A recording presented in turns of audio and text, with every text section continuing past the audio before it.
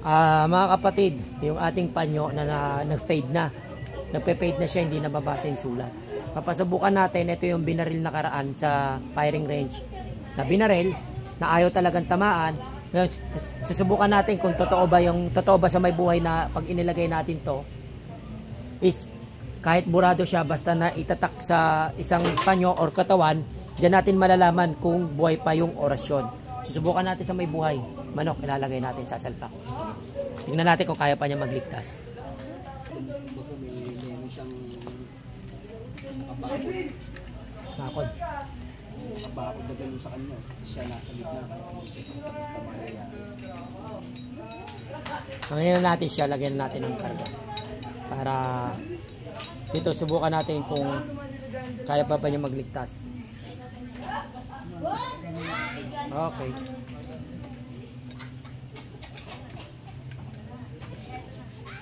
Mga kapatid, subukan na natin. Papatesting natin. Ano na lamok? Parang kada na yung lamok.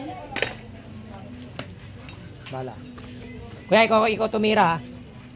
Para makita mo yung ano.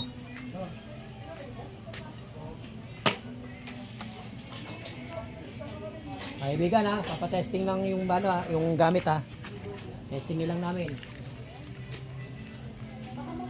Alam ko tested na to pero subukan natin ulit kasi nagpe-fade na eh.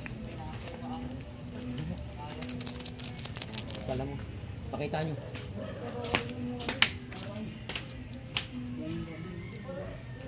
Pakita mo sa camera.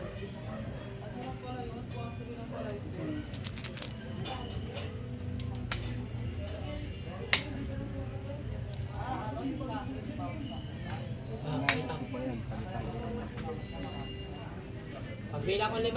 Pagbilang ng 5 yan. Wait lang. Lapit mo maigi ha. Diyan natin makikita yung yung galing ng agimat.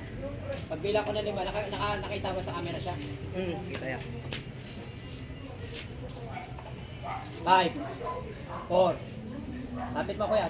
4, 3, 2, 1, 5.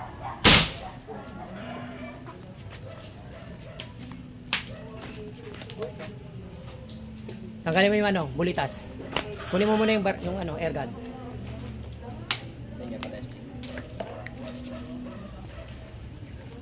Pakita mo, tinanggal mo yung bulitas.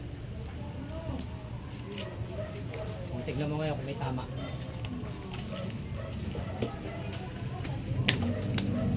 Pasubukan natin kasi nagpe-fade na yung nagpe-fade na siya yung pinakasalita.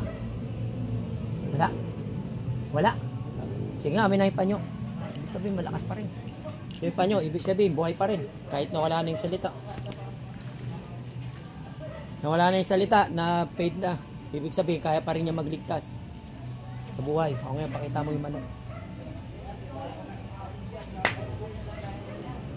Lamok. Yan si Kuya, iba na po yung bumira ng ating gamit. Meron siyang yung pilantik. Pero dapat patay yan. Patay dapat yan. Yan, buhay na buhay manok. Sige. Wala tumamang bulitas ni isa, no? Ikaw na bumaril. Ayun. Sige, sabi. Dapat pagka baril mo yan, ano na to? Magsak baba mo nga ulit. Puro tanggal na naman yung balahibo. Dapat patay yan. Kasi Patay talaga dapat yan. Kasi ang manok kapag hindi umiyak, nagpapagpag, patay yan. purusan yan. Okay. Hindi niya makatayo.